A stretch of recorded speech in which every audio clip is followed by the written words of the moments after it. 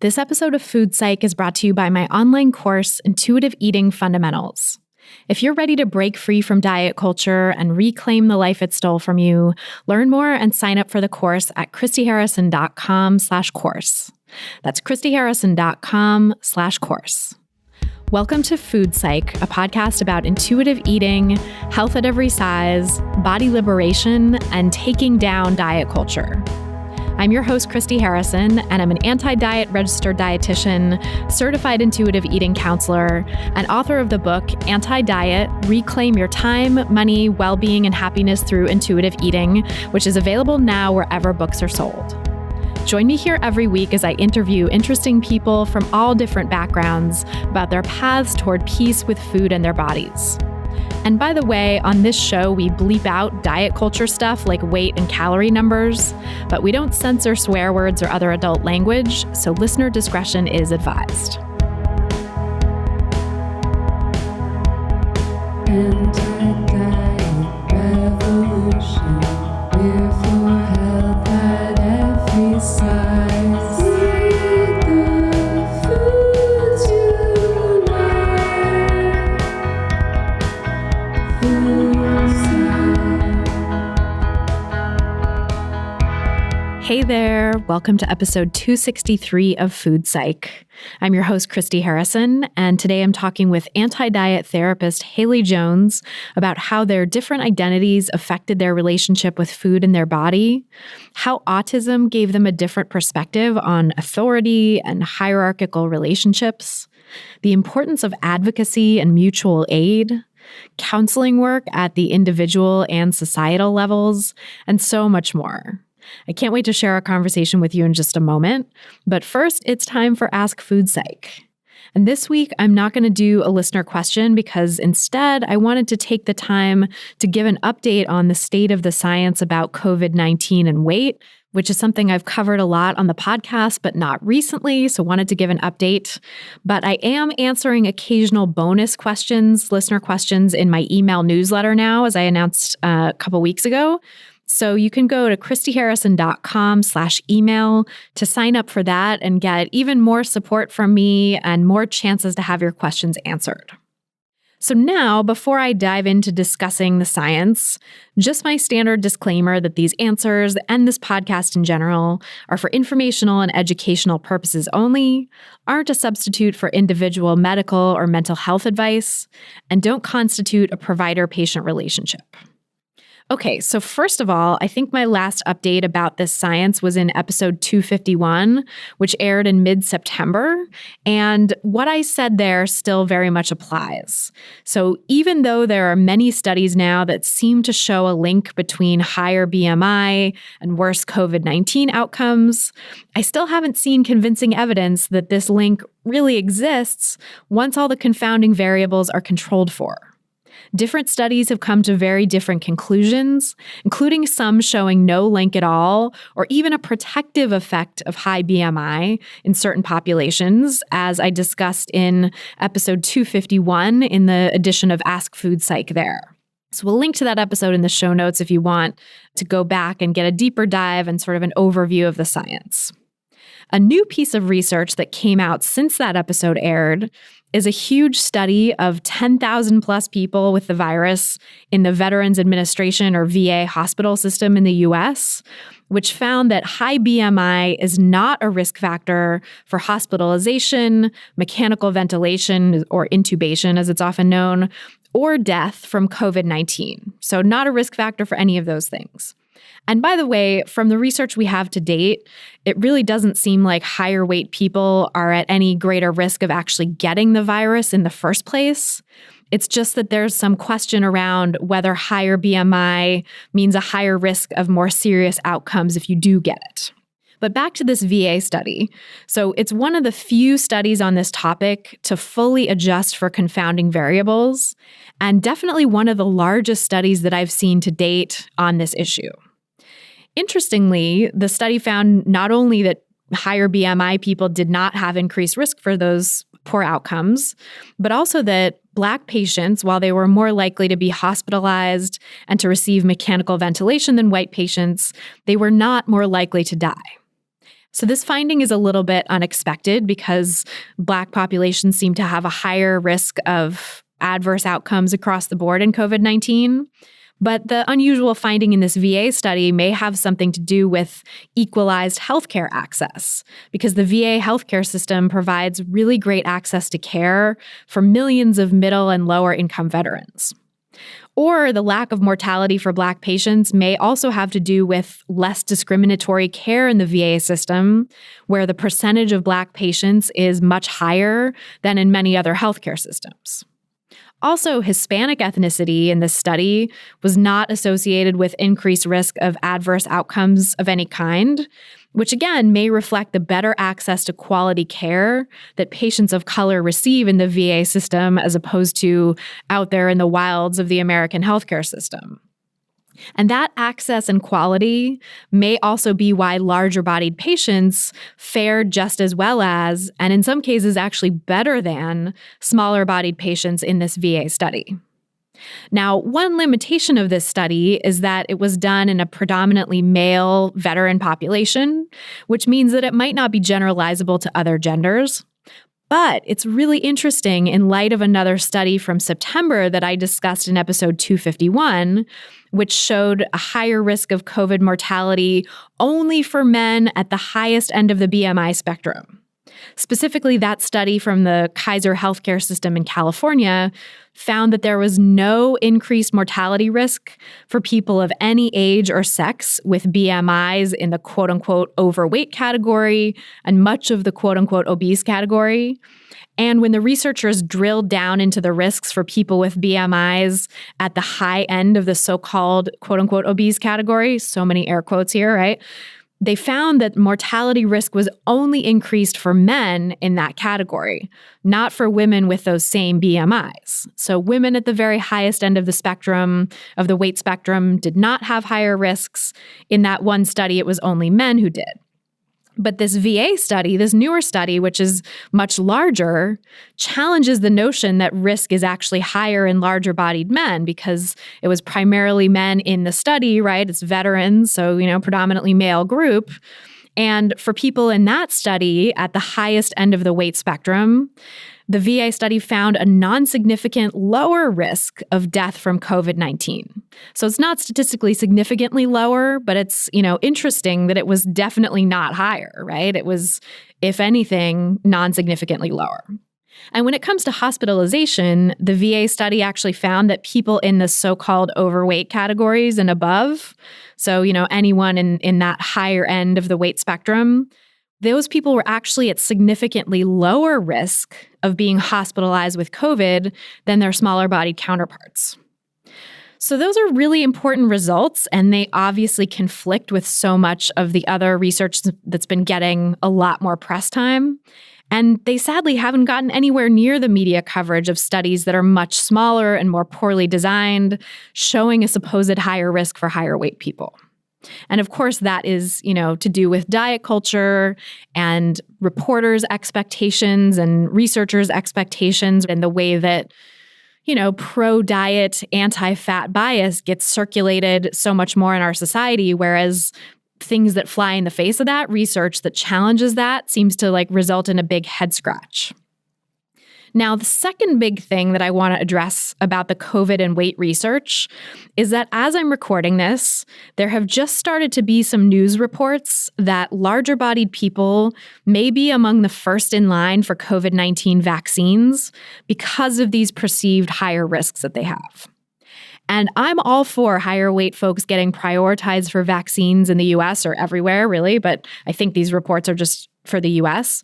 But I love it, right? I think it's great that higher weight people would get prioritized for vaccines, not because I think the risks really are there, but because there's so much anti-fat bias in our healthcare system that it can be helpful for larger-bodied folks to minimize their engagement with the system.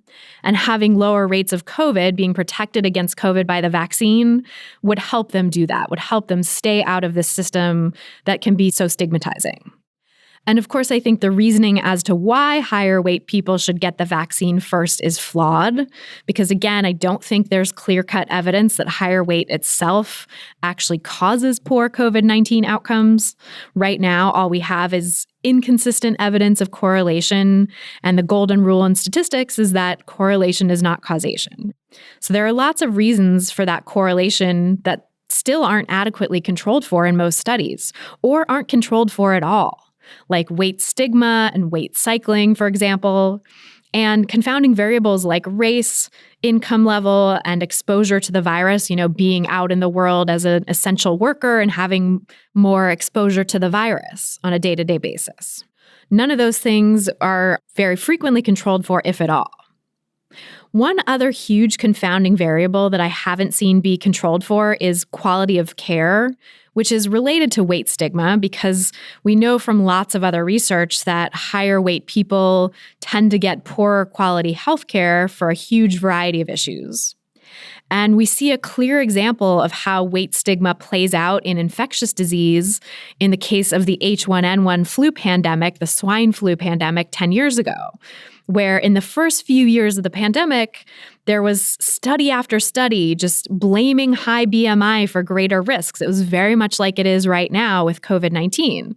And even today, studies are still using the example of H1n1 to supposedly show that people in the so-called obese BMI category are at higher risk of severe illness and mortality. But as I reported in my April 2020 Wired piece, which we'll link to in the show notes for this episode, a systematic review and meta-analysis of studies on H1n1, the swine flu, and BMI that came out about 5 years after the end of that pandemic found that there was actually no increased risk of death for people with BMIs above the so-called normal category, no increased risk of death at all. And any associations between high BMI and severe non-fatal complications disappeared after the researchers adjusted for the fact that smaller-bodied H1n1 patients were more likely to get better quality treatment, specifically earlier antiviral treatment. So in other words, high BMI had no bearing on mortality risk, and medical weight stigma, not weight itself, was responsible for the increased risk of severe but non-fatal H1n1 outcomes among people with BMIs at the upper end of the spectrum. And I think it's really likely that we'll see the same results for COVID-19 or very similar results for COVID-19 once meta-analyses come along that actually control for quality of care as they should. But remember, that meta-analysis, which looked at all the studies that had been done, all the relevant studies from, I think it was 2009 to 2011, so the years of the pandemic, that meta-analysis didn't happen until 5 years after the end of the pandemic. So we probably have a ways to go until the science becomes clear with COVID-19 and we get a good handle on the confounding variables and have the kind of meta-analysis that can really look at, all of the big body of science from, a couple of years of this COVID-19 pandemic and adequately control for things like quality of care. And that's not to say that there aren't any meta-analyses out there. Right now, we do have a couple meta-analyses that have been done on the data that exists so far. But these analyses don't really tell us that much because they've been conducted on such a small number of studies that are still so early stage and not even up to date with the latest research. For example, the most recent and robust systematic review and meta-analysis on this issue is hot off the presses as I'm recording this. It was just published in the European Journal of Medical Research on December 2nd of 2020, and yet it only analyzes studies that were published up until May 24th of 2020. Which means that it doesn't capture more than 6 months' worth of the latest research, including the studies I discussed a few minutes ago. And that's just part of the publishing process because scientific publishing and publishing in general can be kind of slow and not really up to the minute. But even in this very early and incomplete meta-analysis, the researchers still found that having a BMI in the quote-unquote obese range isn't associated with an increased risk of dying from COVID-19. In fact, the research again shows a non-significant lower risk of death for higher weight people. Again, this is a very early stage meta-analysis. It's going to take years to actually capture all of the evidence in a systematic review and meta-analysis. And this one doesn't control for important confounding variables like quality of care, which again, we saw become so important in the H1n1 research. And interestingly, this meta-analysis included at least one study that actually found separately, because they didn't talk about this in the meta-analysis, but the study itself found that high BMI wasn't a risk factor for severe COVID outcomes once the researchers controlled for early antiviral treatment, which is a form of higher quality healthcare, as well as a bunch of other confounding variables. And guess who was more likely to receive early antiviral treatment in that study? Thin people. Again, higher weight people were more likely to be in the group that did not get the best quality care. And so the meta-analysis, that European meta-analysis that I was talking about, didn't capture that because it wasn't actually controlling for quality of care. It didn't actually look at that as a variable. But even so, it still found that higher weight people aren't at an increased risk of dying from COVID. And then this other study, which we'll link to all these studies in the show notes, but this other study found that high BMI wasn't even a risk factor for severe outcomes like ICU admission and intubation when controlling for early antiviral treatment. And so that really shows that going forward, we obviously need more studies and meta-analyses to take quality of care into account. And that when they do, we're likely to see that any difference between higher and lower weight people in terms of severity of outcomes disappears, as it has in this study and in the earlier meta-analysis of H1n1.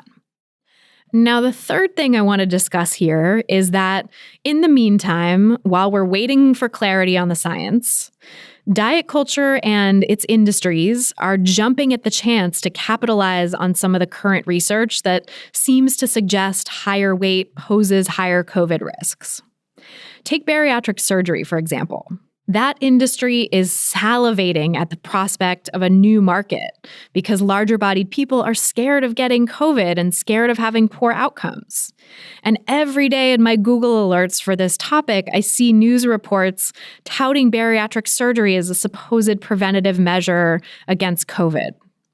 And one study that was just published by a group of bariatric surgeons at a famous clinic, who of course have a vested interest in showing supposed benefits of bariatric surgery, right? Even though they don't disclose that, they say no relevant financial disclosures in the disclosure area of the study, even though, hello, they make their living off of bariatric surgery. So that really should be a disclosure. That study is getting a ton of headlines as I record this. And that study found that a history of bariatric surgery was associated with lower hospital admission rates than control patients in the quote-unquote obese category, even after controlling for BMI and a bunch of other variables. But there was no statistically significant difference in ICU admission, mechanical ventilation, dialysis, or death between the two groups when controlling for those same variables. And more important, the study only included 33 people who'd had bariatric surgery and COVID-19, which is way too small a number to generalize from. That's like generalizing from your 5th grade class to like the entire population. The researchers themselves admit that this is a limitation of their study and that more research needs to be done with larger groups in order to make any firm conclusions. The researchers also acknowledge several other limitations, including the fact that hospital admission rates between the two groups could have differed just because of non-medical factors like bed availability or subjective criteria of the doctor. And that there may have been a lower threshold to admit patients in the control group to the hospital because they were higher weight than the patients in the bariatric surgery group. And we know that high BMI has been touted as a risk factor since all the way back in March, despite there having been almost zero evidence to support that assumption back then. And this issue, by the way, is a limitation of any COVID study that looks at differences in hospitalization rates, that there are subjective differences, there are things like bed availability that can confound the results, and that larger-bodied people are more likely to be admitted to the hospital because they're seen as higher-risk patients because doctors have been told that larger-bodied people are higher risk patients, right? It's like a tautological snake eating its tail kind of thing where they've been told that it's a risk, and so it becomes a risk because these studies look at hospitalization rates and it's like, oh, a higher risk of hospitalization. Well, the only reason maybe that they're at higher risk of hospitalization is that they're seen as higher risk in the first place.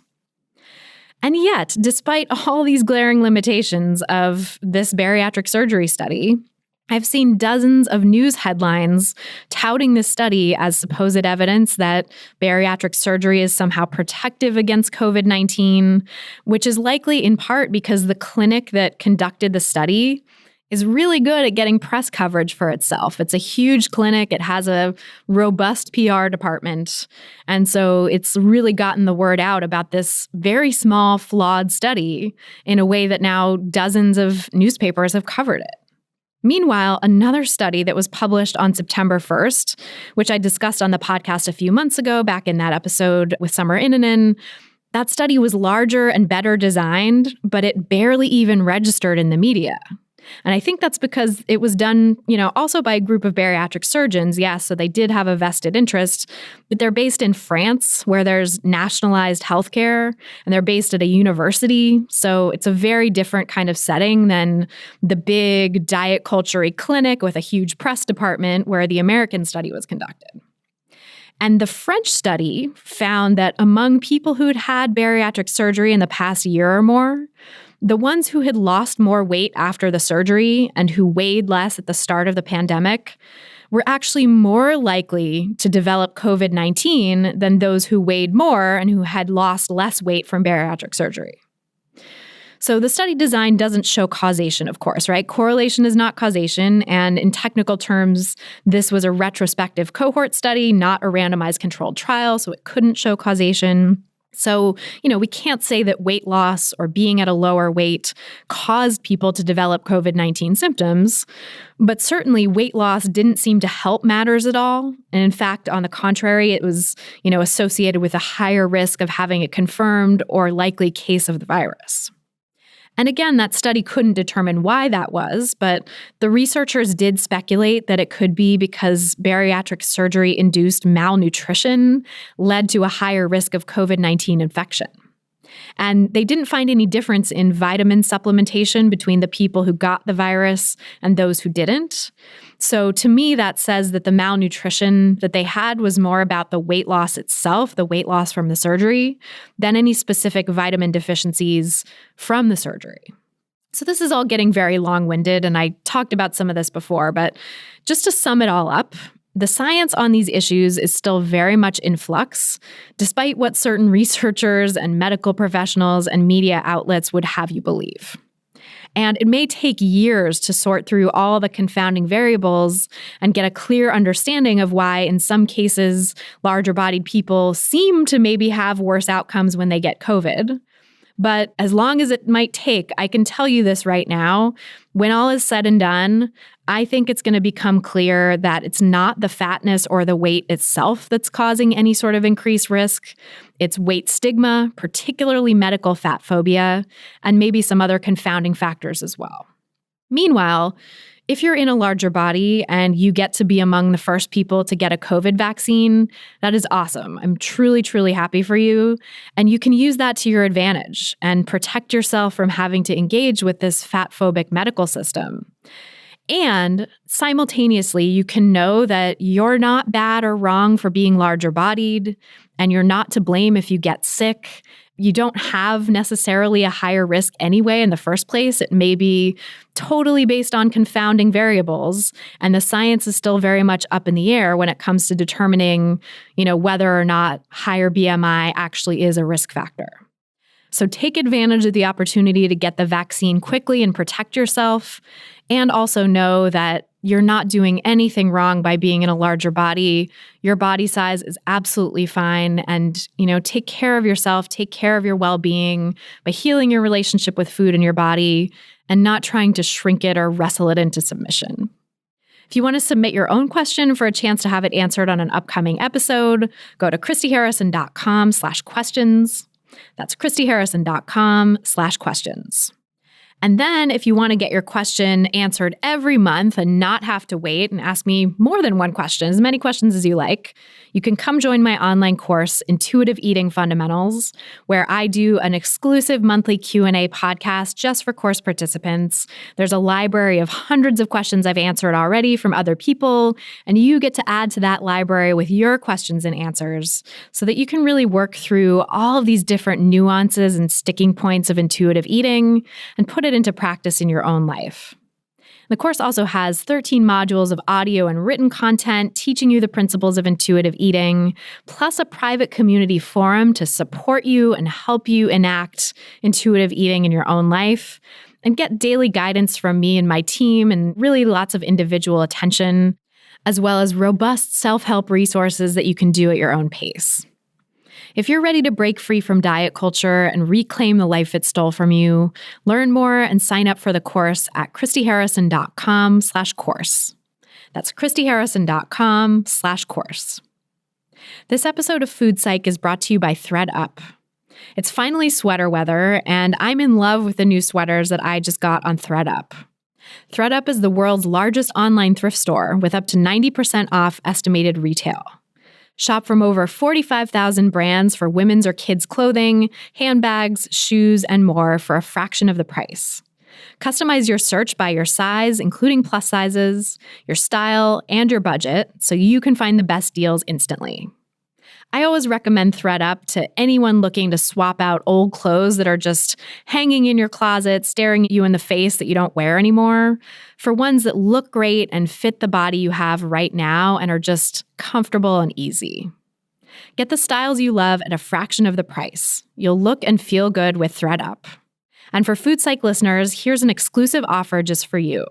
Get an extra 30% off your first order at thredup.com/foodpsych. That's thredup.com/FOODPSYCH for 30% off your first order.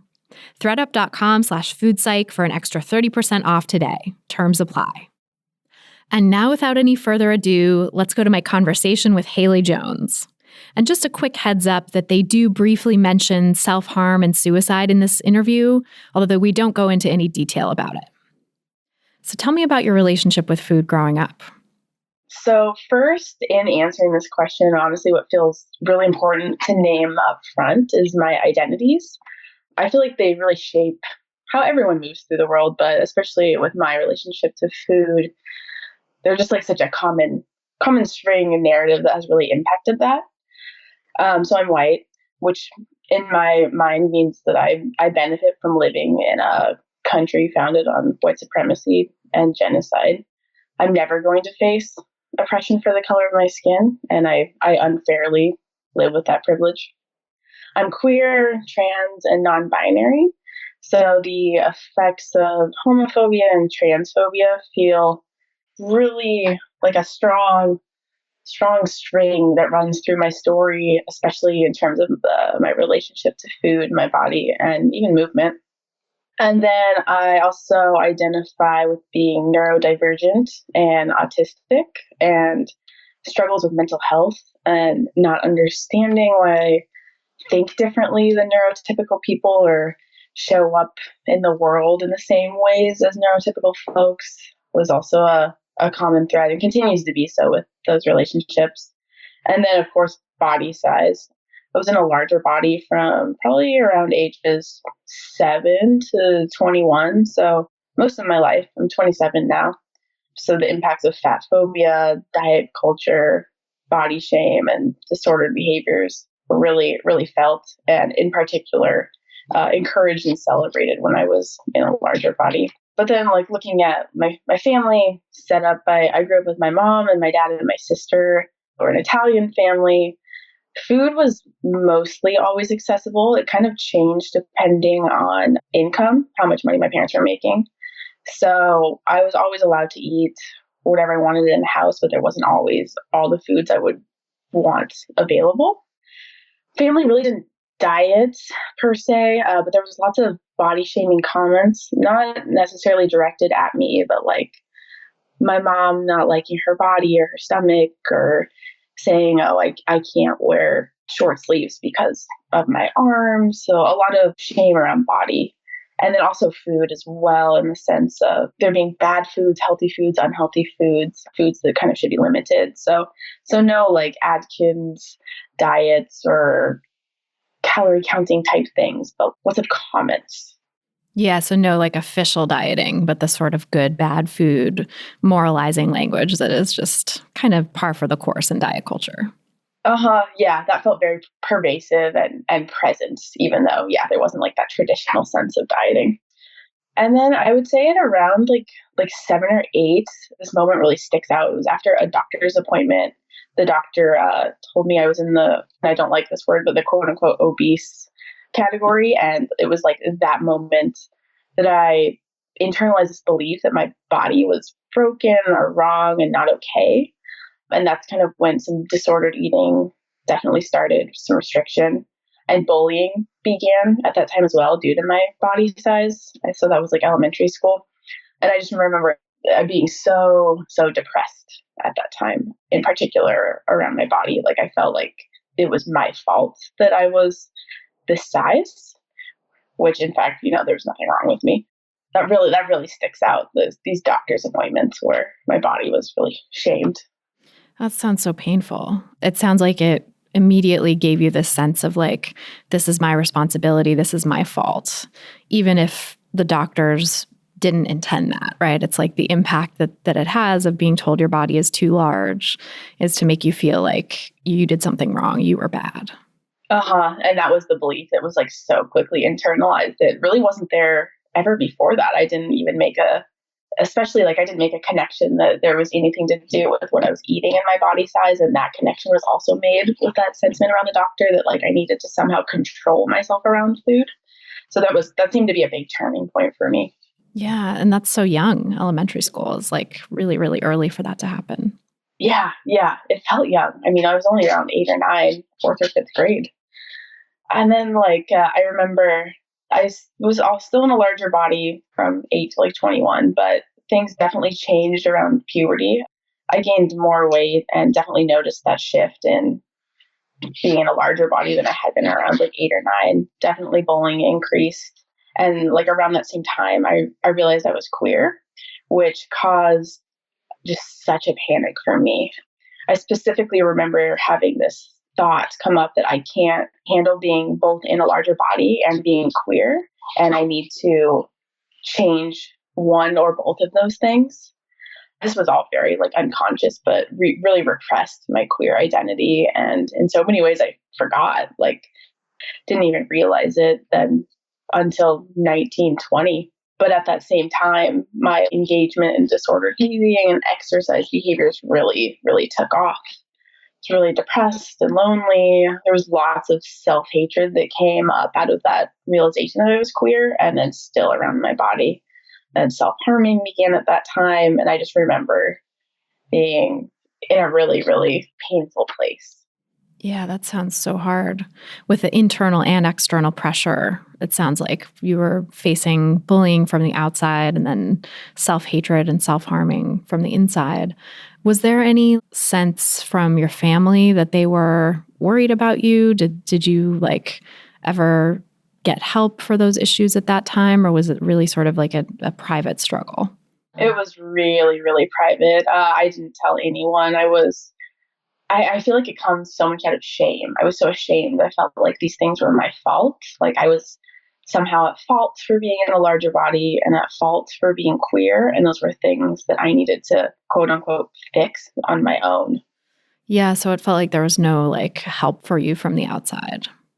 Yeah, no, definitely not. And I grew up in more of a rural area, and mental health was not something that was openly discussed. Emotions weren't discussed, eating disorders weren't discussed, or self-harm.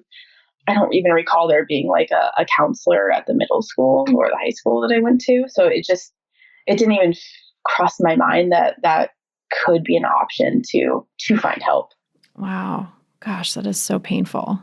Yeah, I really think of it as a rough time in my life. In terms of your other identities that you mentioned, being non-binary and autistic or neurodivergent, What was going on with those identities at that moment? Were you still sort of not aware that those things were happening, and because there was just so much else going on in your relationship with your body? Yeah. So at that time, I definitely did not realize I was non-binary and trans. That did not come to me until much later in life. I would say like 24, 25. The neurodivergence and being autistic, I felt like it really showed up in as like anxiety and depression for me, which is now I'm realizing is incredibly common, especially as someone assigned female at birth. I didn't understand why I thought differently than other people. In some ways, I really struggled to connect. There was bowling at school, but like beyond that, it felt just like such an overwhelming environment to me. I remember feeling like why is it so bright and loud here? And I hate all this forced social interaction. So it was coming up, but I didn't have the language and I did not have the diagnosis at the time. So it really showed up as this like intense depression and lots of anxiety. Yeah, that makes so much sense. It's like, just feels like everything's so overwhelming and you're not really getting help for it. You're not getting those issues addressed. So I can imagine that would feel really depressing and isolating.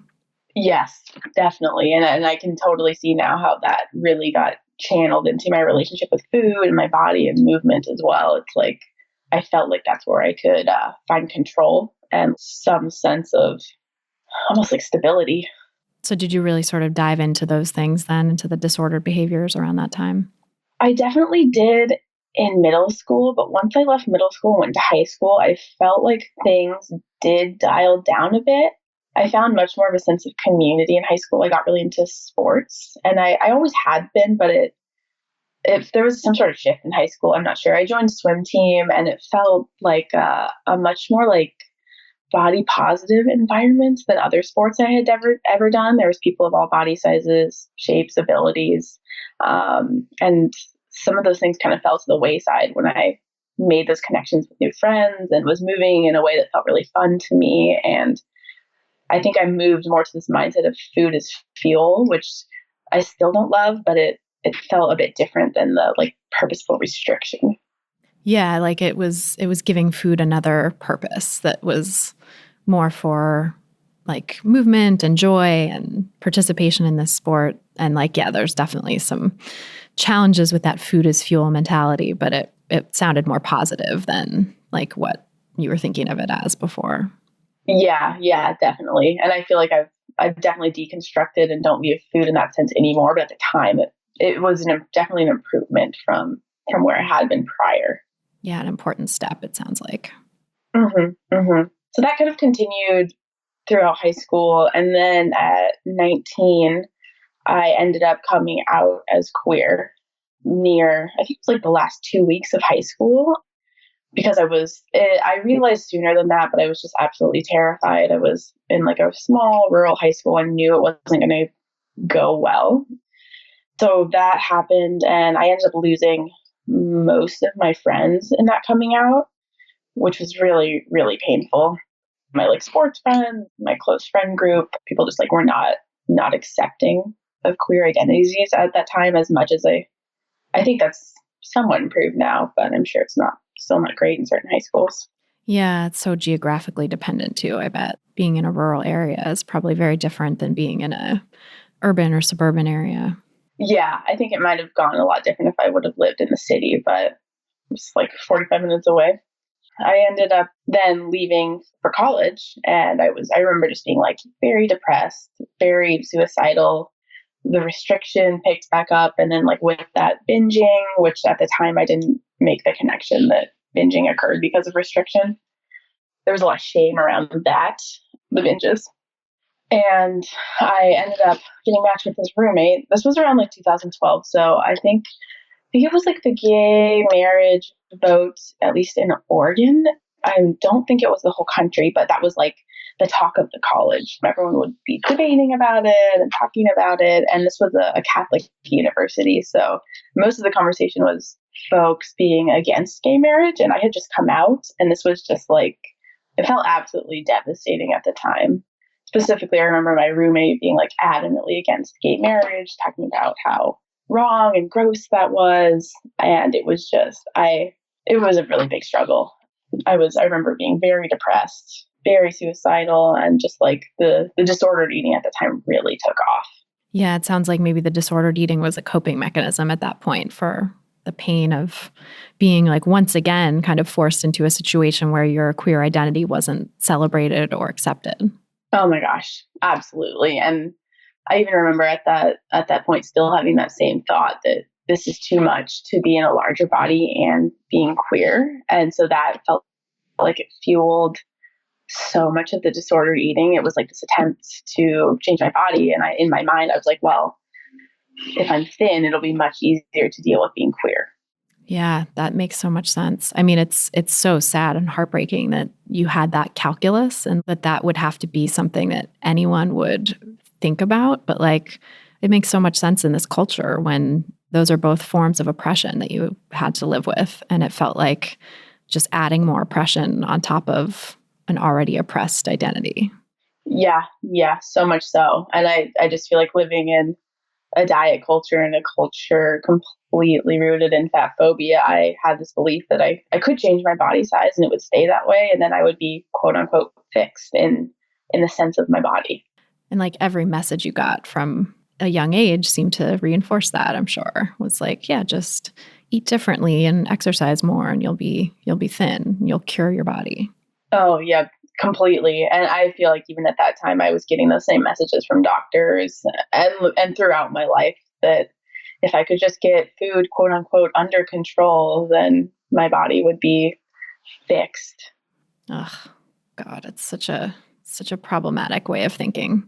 Oh, it makes me so mad. I hate it. Yeah, same. I know. It causes so much pain. Like, imagine what you could have done with all that time too, not having to focus on that stuff. Oh my gosh, right? I mean, it's just, that was like my whole focus for so many years. I can't even imagine like where that brain space could have gone. So college, it sounds like, wasn't the escape that maybe you had hoped it would be from like the oppressive rural area that wasn't accepting of your queerness. No, definitely not. And I think if I would have realized that I was queer before applying to college, I wouldn't have applied to a Catholic university, but that's kind of where I ended up. And I honestly didn't think it would be a homophobic and transphobic environment. I was like, oh, it's 2012 now. This will be a progressive space, but it really wasn't. So I was at that school for about 3 months. It felt like an eternity, but it wasn't very long. What ended up happening was I had a suicide attempt. Things just became way too much with the roommate, and the disordered eating was out of control. And I felt so ashamed of my queer identity that it culminated to that point. I ended up dropping out and I'm moving back home. And in that time, with moving back home, I hadn't started college again yet. I ended up going back to the local community college. I came up with this idea to start a quote unquote lifestyle change, aka a diet. And that ended up going absolutely out of control, as what I think 1 in 4 diets do develop into eating disorders. And that felt like me trying to shrink myself in order to be more okay with my queer identity, because again, I felt like I could quote unquote fix my body size, but I couldn't stop being queer. What do you think was different about that quote unquote lifestyle change than some of the dieting you'd done before that kind of took it in this more disordered direction? I feel like a big piece of it was this intense shame I had about the suicide attempt and dropping out of college. I had talked about going to college, honestly, since being like 6 or 7. I have always loved school and was just like so excited about it. And it was just, I felt absolutely devastated to drop out. And I felt like perfectionism definitely is intertwined with this. I felt like if I couldn't be perfect in the school sense, I could do it in this like diet. I could do it as well as possible. I could follow all the rules and like really gain some sense of control over my body and over my food and over my movement, when everything else felt so out of control and scary and depressing. And I felt like in such a bad place. Yeah, that makes so much sense. So it was like this coping mechanism again, but like you were just clinging to it ever harder because everything else was so much more chaotic probably at the time. Mm-hmm. Yeah, it really felt like, I think, more chaotic than anything I'd ever felt in my life. And food felt like, it was also, I mean, it was encouraged too. It was a big piece of it is I remember being celebrated and congratulated and applauded, especially as my body size changed and I moved into a smaller body. Everyone was so excited for me and talked about what a great job I was doing. And I had never heard those things before, especially not related to my body. Yeah, that praise is so toxic. Reinforces so much disordered behavior. So much. I felt like I was doing just the greatest thing and felt so good about myself. And like this was such a big accomplishment. Did you have any sense that the praise and the outside reinforcement wasn't matching up with how you were feeling on the inside or what you were doing? Or were you kind of just like so caught up in it that it didn't really catch you yet? I feel like, so this was probably from like 19 to like 24. And honestly, like the first 2 or 3 years, I was all about the praise. I was excited about it. It did not catch up to me that I don't think I even realized it was an eating disorder until about 2 or 3 years into it, when it seemed to spin more out of control. And I would say it morphed more into anorexia than orthorexia. And at that point, there was that realization, but it definitely took years when it shouldn't have. And it was really because of that reinforcement by the culture. Yeah, that's wild, right? That it prolongs these issues for people so much. And it's so interesting that when it becomes anorexia, it then kind of registers for people that it's a problem. But when it's a more nebulous eating disorder or something like orthorexia and symptoms of other eating disorders kind of woven in, it's never as clear. And so people, I feel like, don't get that sense that something is wrong. Yeah, no, not at all. It was really just upheld. I remember even being involved in like Instagram, that whole like Fitspo community, and where everyone was kind of engaging in these same disordered behaviors, and we would all celebrate with each other. And it was so unclear to me that it was an eating disorder, because it's so many of the behaviors that are so normalized and so many people partake in. Yeah, and having that community too, having a group of people to reinforce you and celebrate with and like be connected with, probably was very enticing as well. Oh my gosh, so much so. I remember feeling like very much in community at that time, and it was definitely not healthy. It felt like a toxic situation, but the community sense of it felt great. And then this like other really interesting part that always sticks out to me is like in the height of my eating disorder, I don't think this was a conscious thing, but I was very much attempting to perform femininity as quote unquote well as I could. I wanted to be this like perfect woman, which I'm now realizing is white supremacist beauty standards, thin, white, which I am, like no acne, able-bodied, wealthy. I was like very much going for this specific quote unquote perfect woman look. And I like deeply wanted to achieve that, to be accepted in this way that I had never felt before. And it was also like so intertwined with my queer identity, in the sense that I didn't want people to notice that I was queer. I didn't want to like quote unquote look queer, which I now realize is not a thing, but it was like this attempt to hide it. That's so interesting too, given like the later realization you had of being trans and non-binary and the sort of like, effort to perform femininity. Maybe I wonder if that was almost to escape having to recognize your non-binariness as well. Oh my gosh, absolutely. I feel like at some point within that chunk of time, I had this realization that I wasn't cisgender, probably around like 22 or 23, when I met other trans and non-binary people at university. And it really freaked me out. I was just like, I can't deal with this on top of being queer, and on top of my eating disorder and everything that's going on for me right now. So that ended up getting deeply repressed until a few years later. But like within that, there was so much trying to, really fit this idea of like how the media portrays a woman should appear and look and act. That's so sad and so limiting, and sounds really painful, but also like in a way a smart response to an oppressive culture, right? There's like this sense in which it's self-protection, like an effort to self-protect. Yeah, I really like that reframe, because it feels like it. I mean, it definitely got me through those times, and here I am today, and I feel comfortable with those identities at this point, but it definitely took a journey for sure. Yeah, what was that journey like? How did you get to a place where you could feel comfortable in your queer identity, feel comfortable in your non-binary identity, and give up the diet culture? Well, start healing from your eating disorder, at least. It felt so intertwined with the work I did with therapists and dietitians in my eating disorder recovery. Those topics around gender and sexuality definitely started coming up. Specifically like the non-binary and trans identity that got discovered in my graduate program for becoming a counselor.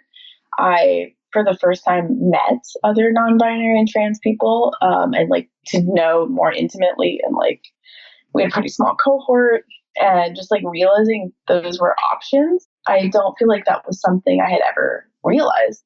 I hadn't had the language for it. I didn't know other people who had had similar experiences. And that felt like it really opened the door for me in the sense of exploring my own gender and realizing that was something that someone could even do. So that piece really felt like it unfolded later on, and specifically in grad school for counseling, just because we talked about our identities so much, and it was a comfortable environment in the sense of exploring those things openly with others who also shared those identities. Yeah, that's huge. That is so important. Also curious to hear like how you got into counseling in the first place. Like what drew you to that program in school when you were still, struggling in your own relationship with food and your body and your identities? I started my undergrad and I ended up getting my bachelor's in biology and pre-med because I wanted to be a doctor for a really long time, very into like the medical side of things. But through my own eating disorder, which was present through, I would say, all of my undergrad, and doing things like volunteering at hospitals and I remember specifically seeing someone get sent out of the hospital without shoes, and like who seemed clearly in need of more support. And I just had this realization that I really was much more into the mental health side of things, like in that journey, and ended up applying for the counseling grad program in the hopes of working with people with eating disorders. Specifically, I really wanted to work with queer people, and then ended up getting in and going that route. It feels very intertwined with my own journey. Specifically, like through a lot of my eating disorder recovery, I encountered multiple therapists that were not great. In fact, I would say caused harm. And that pushed me towards that direction as well. I felt like I could essentially do a better job. I remember going to one counselor, and at this point I was in a larger body, and I told him, I'm like really struggling with food. I think I might have an eating disorder. I want help for that. And he like looked me up and down and was like, "You look fine. I don't think that's your problem." And then just moved on from the topic. And I remember that being so painful. Oh my God. Yeah. So invalidating. Oh, so much. It was so, and then from years after that, I kind of blocked out the idea that I even could have an eating disorder because of this counselor's comments, and things got so much worse from there when they could have been stopped or worked on years prior.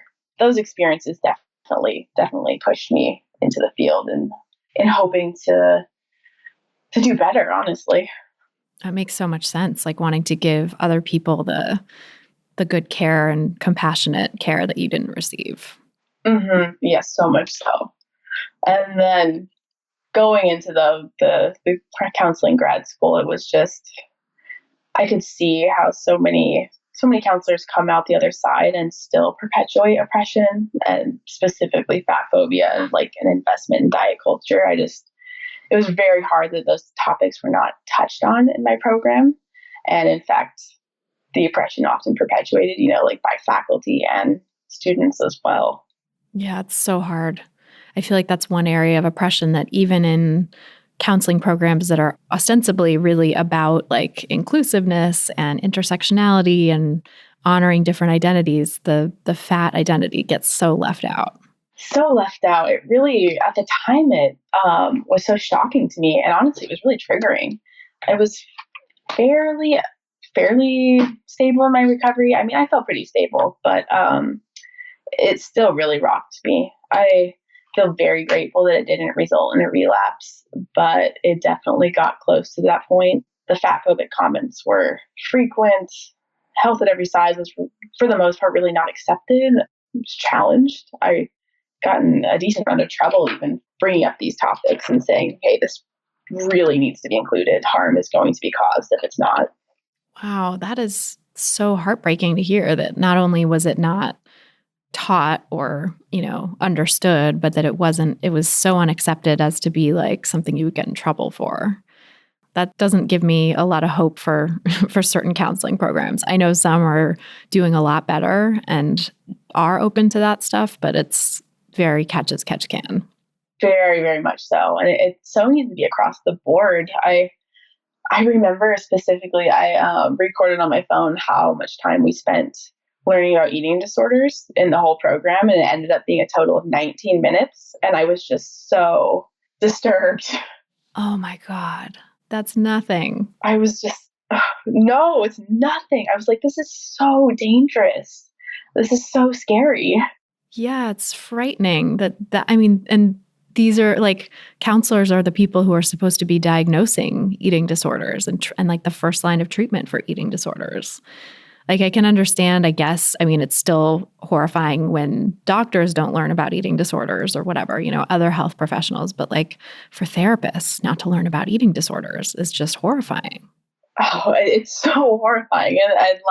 And what we did learn was straight out of the DSM, which I view so much of that as pretty problematic and not addressing the cultural piece at all. So it felt like almost these pretty stereotypical representations of eating disorders and not addressing the ways fatphobia shows up in diagnoses like atypical anorexia, which is just, it just terrifies me. It was very upsetting at the time.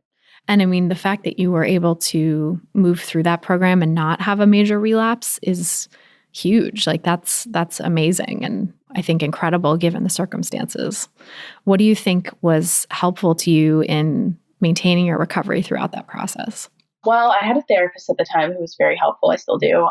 And a good group of friends that I met. I have one great friend who's also a therapist in the Portland area, and he was such a great advocate for me throughout that. He would interrupt the fatphobia and the diet culture comments. And I really built a great community in that journey. I got really involved with the body trust community through Be Nourished at that point and leaned on those folks in my cohort quite a bit through a lot of the program just for support and some normalization and validation that these things that I was being taught were not okay and shouldn't be happening, and that I wasn't the problem. The problem was fatphobia, diet culture, and the failure to address many forms of oppression, honestly, in these programs and institutions. Yeah, that's huge to have that community to say, like, the problem's not you, the problem is the culture. So much so. And advocacy felt like a big piece of it as well. I would do every presentation in every class on health at every size or fatphobia or diet culture, and I talked about it to everyone. And that felt like a really helpful piece too. Like I kind of felt like I was able to like take charge and take some power back in that sense. Yeah, it's really powerful to advocate for yourself and turn something that could be like a triggering situation into a moment for advocacy. Mm-hmm. That felt like just such a huge piece. And like, I'm so passionate about social justice topics that it felt so important to me. I don't know. I'm thinking about that book, Fearing the Black Body by Sabrina Strings, that came into a lot of my advocacy efforts. It just felt so important to share, hey, this is because of white supremacy, and we need to be addressing the ways white supremacy is being perpetuated in all institutions, but specifically in this counseling institution. And a part of that is y'all's investment in diet culture and fatphobic comments that are being made. And it's just not acceptable. Do you feel like was there any receptivity to that? Maybe a few people here and there, or? I would say not so much among faculty, but definitely among students. There was a lot of receptivity. I felt like lots of folks would come to me and ask me questions about the topics, and I really enjoyed talking about them in my own journey. So I felt like I made many allies along the way in terms of my peers.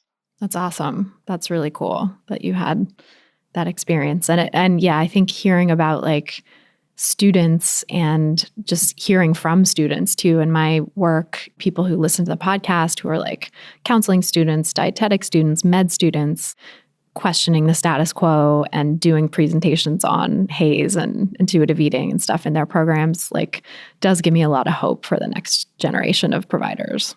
Oh, me too. Absolutely. I feel like that's really where it starts. But it's so interesting. I was shocked how not accepted it was to question authority within that setting. Especially this really intertwines with being autistic and neurodivergent. A lot of the times, things like hierarchy and authority don't necessarily make sense to me. Like, I get it on a social justice level, but like on a comprehension level, I just don't understand. I'm like, why can't we just talk about these things and chat about where we have areas of growth and where I have areas of growth, and like have this be an open conversation rather than a combative thing or an argument. That's so interesting. Yeah, I'd love to talk more about that, because like one thing that I really have taken from your work, like, some of the stuff you've shared on Instagram that I think is so important, is questioning authority even within the counseling space, and like inviting your clients to question your authority, and sort of the therapeutic relationship being one that is more non-hierarchical than it has historically been in this culture. I'm curious how your autistic identity played in with that too, of when you sort of recognized your autism and how that's become kind of an asset in a way of learning to question these institutions and these systems. Oh, this is a good question. So it's really an interesting thing that I've learned much more working as a counselor, but it's very common to be trans and or non-binary and autistic. And those are my identities. And so much of the overlap I see is that as being someone who is autistic, societal norms don't necessarily make sense to me. And again, it's like I could write a paper on them or an Instagram post, but on a personal, deep level, it's like I just don't get them. And I think it's an asset in the sense that many of them don't make sense and shouldn't exist.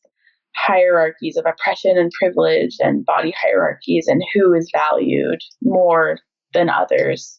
So in that sense, I almost always had that sense of questioning and not understanding of things like white supremacy culture and oppression and the various ways it shows up, and in particular intersecting with my identities.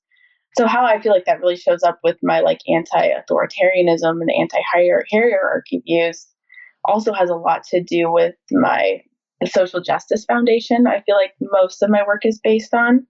I'm really interested in applying like anti-fascism and anti-white supremacy principles to eating disorder recovery and therapy as a whole.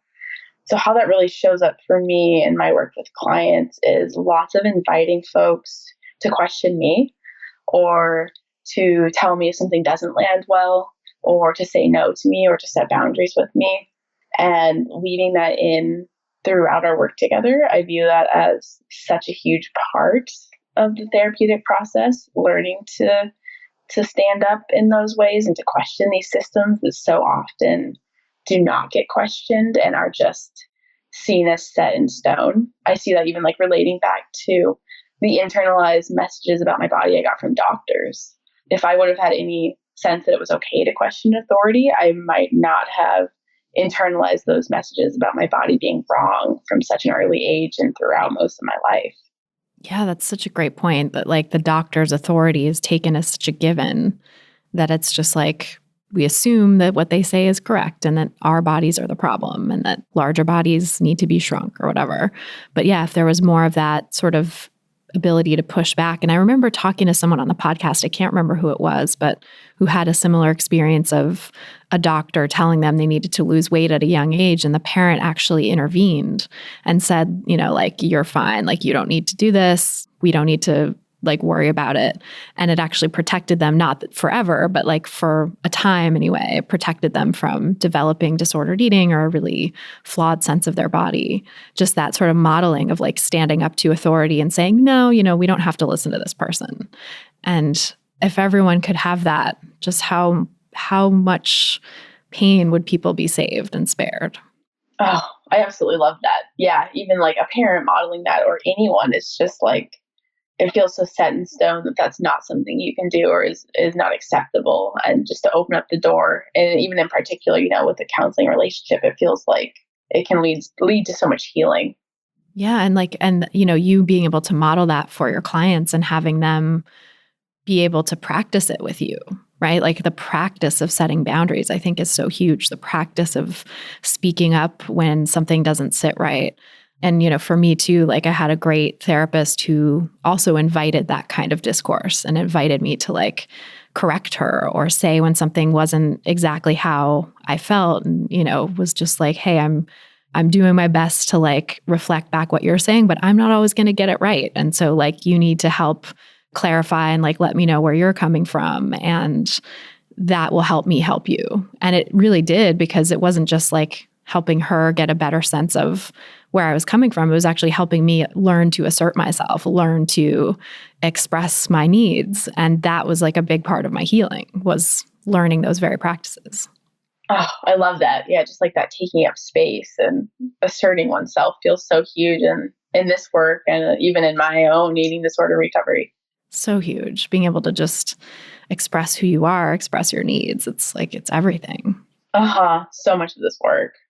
How do you find that work is for you with your clients? And, we were talking a little bit beforehand about like the sort of interesting differences between like expressing and the connection between like anti-fascism and anti-diet and like the social justice work online and in sort of for a larger audience versus for like in the individual therapeutic relationship and like the interplay between those two things. So I'm curious kind of what you've experienced in doing this work, both as like an advocate for larger social change and also like in the one-on-one relationship with people. Yeah, so I really love applying these principles that I will list on all levels. I feel like it's inherently social justice work in the sense that they should and need to be applied to the personal level, the state level, globally, interpersonally, and how we interact with one another. And in doing so, that feels like inherently social justice work, and I don't see how it couldn't be, and it feels like it needs to be. And some of those principles that really stick out to me, the one I already feel like I addressed was, that anti-hierarchy, anti-authoritarianism, and looking at the ways that we can break that down in all those different levels, from the personal to the state to the global. Consent and consensual care, I see that as a huge piece of this work. I tend to ask permission a lot from clients. Is it okay if I ask these questions? And thinking about how can we zoom that out even into places like eating disorder treatment centers, or on the state level with policy, or the global level thinking politically and things going on right now. How much of that is not consented to? I would say most of it, if not all of it. And then mutual aid, that feels like another big one that I pull on very often. Just this idea that community support and caring for one another is huge in terms of everything from eating disorder recovery to anti-oppression work. If we can lean on one another in community, I feel like great things can be achieved. And recovery, or being in recovery really from anything, feels so much more accessible in so many ways when you're not doing it completely alone, and it's not this Western individualistic mindset that I think a lot of us get into, in particular around mental health, feeling like we need to quote unquote pull ourselves up by the bootstraps, do it alone, be quote unquote strong enough.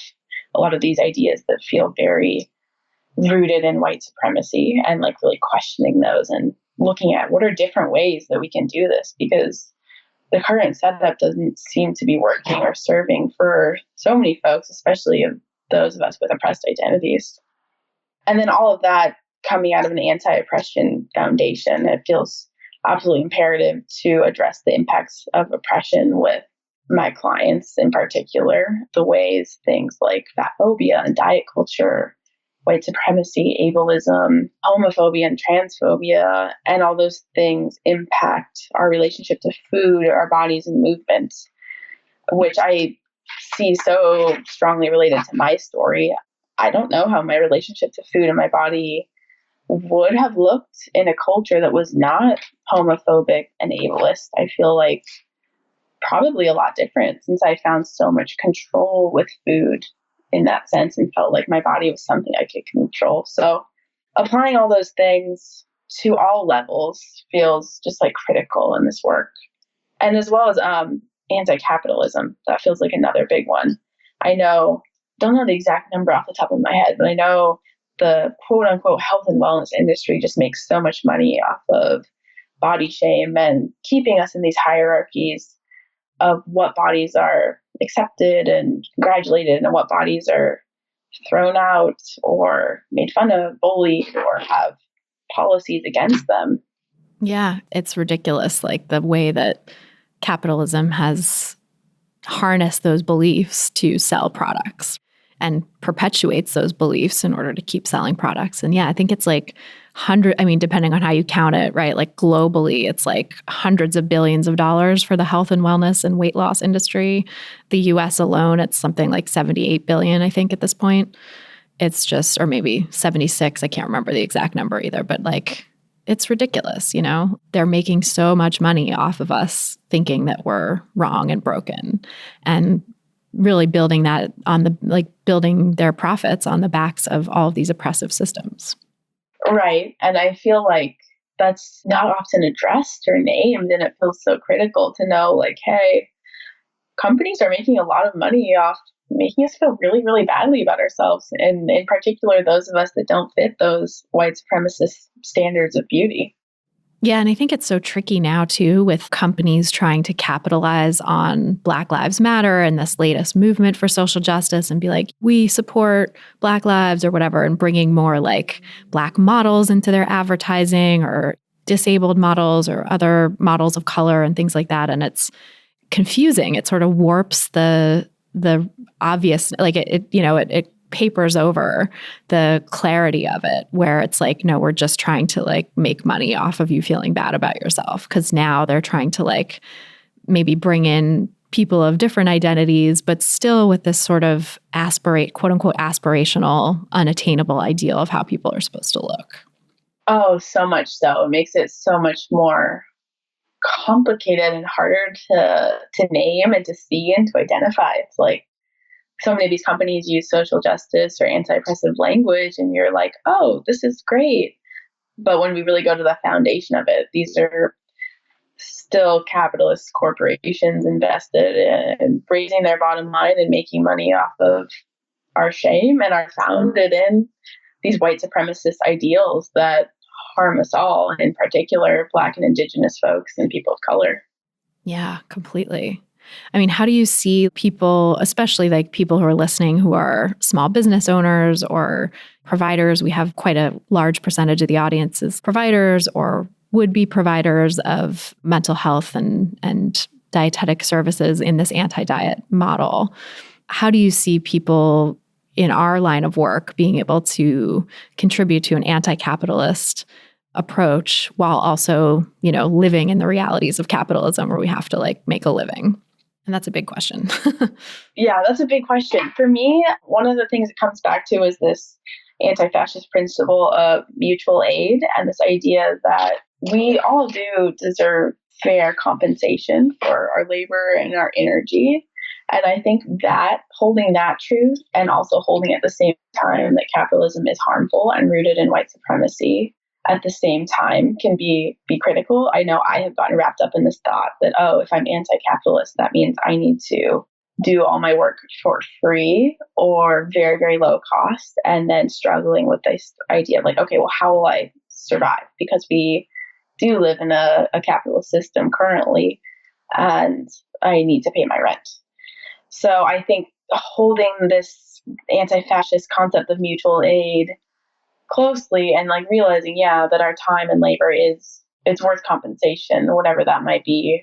And I also feel like it's critical to have sliding scale prices. I have spots for folks to see me for free, and sliding scale, particularly for people who are Black and Indigenous and for people of color that might not be able to access care as easily.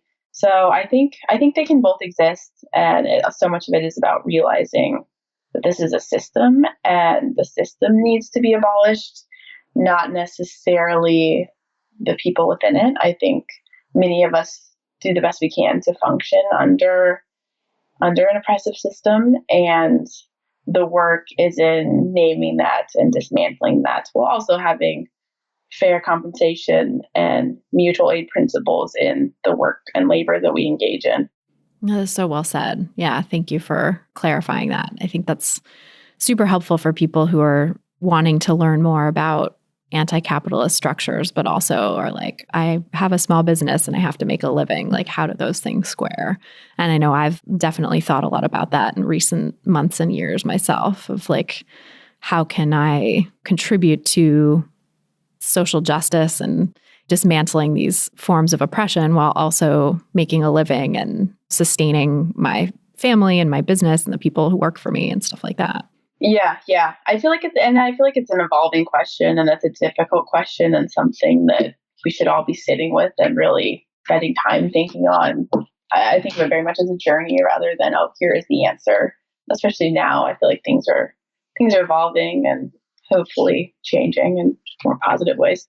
And that seems like that's an approach that you embrace in general in your work, is like this evolution and questioning and sitting with problems, which I so appreciate. I love that kind of orientation. Oh, very much so. I very much do not view myself as an authority or a healer or in charge person, and I see myself as learning and growing and changing for the rest of my life, and that's something I really value. I like to do lots of reading and listening to podcasts and Instagram posts, particularly by folks with lived experience. So learning about different forms of oppression from folks who actually experience it on a daily basis and their experiences with that and living in this culture. That makes complete sense. I think that's so important for any of us doing this kind of work. And how, in terms of like your own healing journey and your own unfolding path in your relationship with food and your body, where do you feel you're at now? Do you feel like you're still healing and working on it? Or do you feel at a place of pretty solid recovery? And maybe it's back and forth too. Maybe it's evolving. I really embrace the term in recovery rather than recovered. It just feels like it resonates so much more with me living in a fatphobic culture that's very invested in diet culture. As much as I want to see that go away tomorrow, I don't see that happening. So I feel like I'm in a very, very solid place with my relationship to food and movement and my body at this point that is ever evolving. And things do come up because it feels like the culture we live in. But I feel like I'm in a strong spot, and it's definitely taken work to get there. But it feels solid, and so much of that has felt like the work I've done around gender and sexuality, specifically coming out as non-binary at like 25 or 26. That felt huge as a piece of my recovery. I at that point I really began further exploring my gender expression too, and appearing how I want, dressing how I want. At that point, I cut all my hair off, which was really cool. I actually ended up doing that at the university I dropped out of, which felt really cathartic.